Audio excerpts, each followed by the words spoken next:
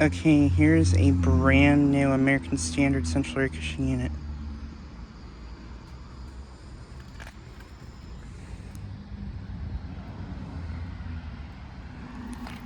This unit replaced a ICP Snyder General unit that I saw running in like 40 or 50 degree weather.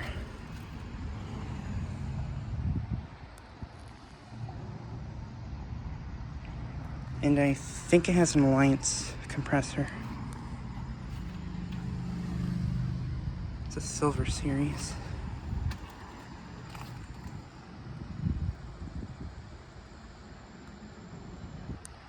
It is a 2.5 ton from 2024. Nice.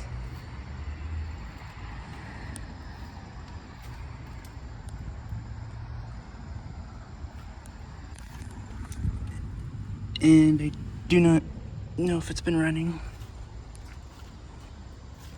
But yeah, this is located at a place I filmed at before here in Iowa City.